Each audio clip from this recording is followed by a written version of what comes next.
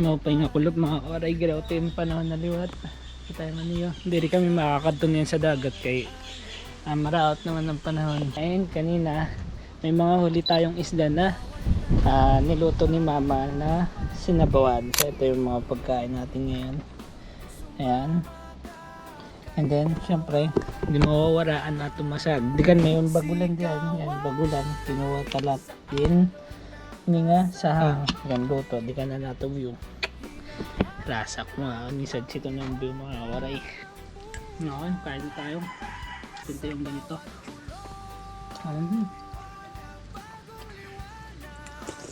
Ito muna tayo. Langugay.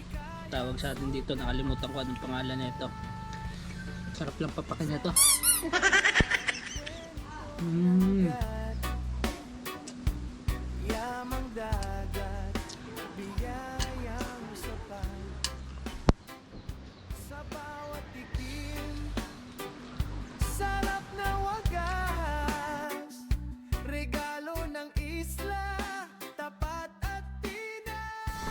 Okay. Tapos na tayo kumain ng isda. Tako natin dito another kanin na naman. And syempre yung kakainin natin. Isa sa paborito natin ulam dito sa Samar. Kaso itong payat siya.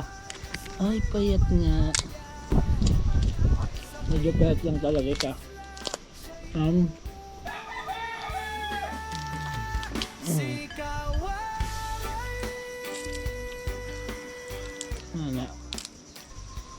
Na mga kawaray.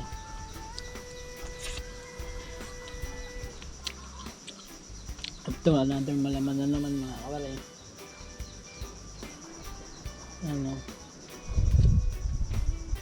Wala nga lang siyang taba pero malaman pa rin naman.